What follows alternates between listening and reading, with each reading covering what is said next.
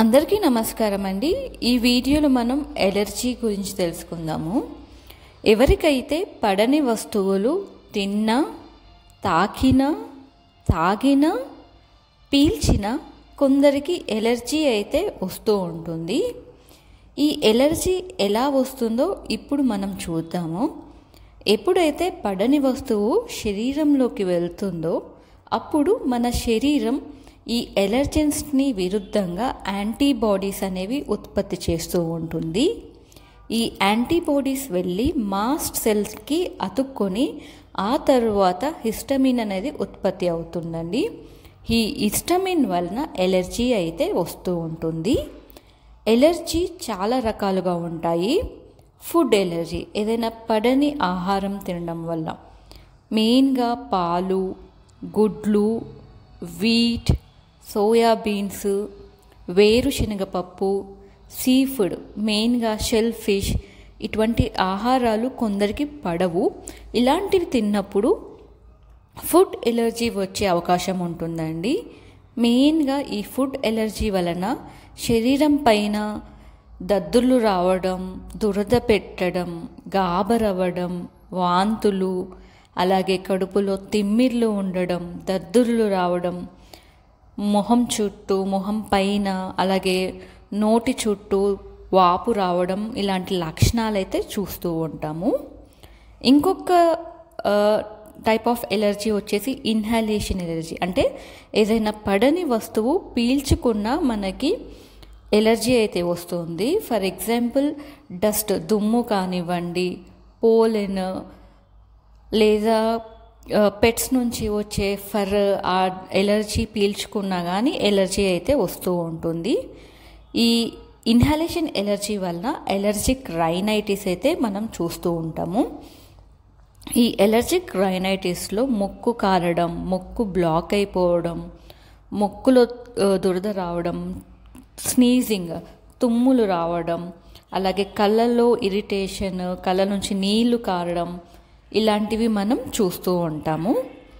ఇంకొక వెరైటీ వచ్చేసి medication allergy. అంటే ఏవైనా మెడిసిన్స్, మెయిన్గా యాంటీబయాటిక్, పెన్సిలిన్ యాంటీబయాటిక్ కానివ్వండి, పెయిన్ కిల్లర్స్, ఇన్సులిన్, క్యాన్సర్కి ఉపయోగించే కీమోథెరపీ మెడిసిన్స్ ఉపయోగించడం వల్ల కూడా కొందరికి ఎలర్జీ వచ్చే అవకాశాలు ఉంటాయి.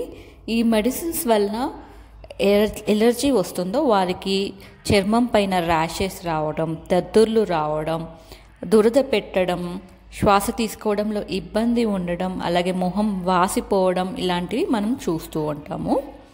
మరికొందరికి లాటెక్స్ ఎలర్జీ ఉంటూ ఉంటుంది. అంటే ఏవైనా రబ్బర్ గ్లౌస్ కానివ్వండి, బెలూన్స్, బ్యాండేజెస్, ఏవైనా రబ్బర్ వస్తువులు ముట్టుకున్నా వీళ్ళకి చర్మం అంతా ర్యాషెస్ అనేది చూస్తూ ఉంటాము. ఇరిటేషన్, ఇచ్చింగ్ అనేవి చూస్తూ ఉంటాము. ఎవరికైతే ఈ ఎలర్జీ ఉంటుందో వారు డాక్టర్ని సంప్రదించాలి. ఎలర్జిస్ట్ లేదా ఇమ్యునాలజిస్ట్ని సంప్రదించాలి. వాళ్ళు క్లినికల్గా ఎగ్జామిన్ చేసి హిస్టరీ తీసుకొని కొన్ని పరీక్షలు అయితే సజెస్ట్ చేస్తూ ఉంటారు. మెయిన్గా స్కిన్ ప్రిక్ టెస్ట్ లేదా ఇంట్రాడర్మల్ టెస్ట్. ఈ టెస్ట్లో ఏంటంటే వేటికైతే ఎలర్జీ ఉంటుందో వాటి కొంచెం ఎలర్జెన్ అనేది మనకి స్కిన్ పైన కొంచెం ఇంజెక్ట్ చేస్తూ ఉంటారు. ఆ తర్వాత మనకి ఎలర్జిక్ రియాక్షన్ ఎలా ఉందో చూస్తూ ఉంటారు. అలాగే ఐజీ టెస్ట్ అనేది చేస్తూ ఉంటారు. ఎవరికైతే ఎలర్జీ ఉంటుందో వాళ్ళకి ట్రీట్మెంట్ అనేది యాంటీ హిస్టమిన్ మెడిసిన్స్ అయితే ఉపయోగించమని సజెస్ట్ చేస్తూ ఉంటారు. ఫెక్సోఫెనడిన్, లోరాటిడిన్, సిట్రిజిన్, పిలాస్టిన్, ఫినిరిమిన్ మ్యాలియేట్, ఇటువంటి యాంటీ హిస్టమిన్ మెడిసిన్స్ ఉపయోగించమని సజెస్ట్ చేస్తూ ఉంటారు. నోస్ బ్లాక్ ఉన్న వాళ్ళకి, ముక్కు బ్లాక్ ఉన్న వారికి నేజల్ స్ప్రే లేదా intra nasal corticosteroid spray, decongestant, అలాగే కళ్ళలో ఇరిటేషన్ ఉన్న వాళ్ళకి ఐ డ్రాప్స్, ఇంకా సివియర్ కండిషన్ ఉన్నట్లయితే ఎమర్జెన్సీ ఎపినెఫ్రిన్ ఇంట్రావెనస్ ఇంజెక్షన్ ద్వారా ఇవ్వడం లాంటివి చేస్తూ ఉంటారు. ఎలర్జీ రాకుండా ఉండాలంటే మనం ఎటువంటి నివారణ చర్యలు పాటించాలి? మెయిన్గా ఎలర్జీ వచ్చినప్పుడు మనకి వేటి వల్ల ఎలర్జీ వస్తుందో మనం అది చూసుకోవాలి. ఆ పడని వస్తువును మన దగ్గరికి రాకుండా జాగ్రత్త పడాలి. ఇది అంటే కంప్లీట్గా ఎలర్జీ గురించి ఇన్ఫర్మేషన్. ఈ వీడియో మీకు నచ్చినట్లయితే అందరికీ షేర్ చేయండి. అలాగే మన ఛానల్ని సబ్స్క్రైబ్ చేసుకోండి. Thank you.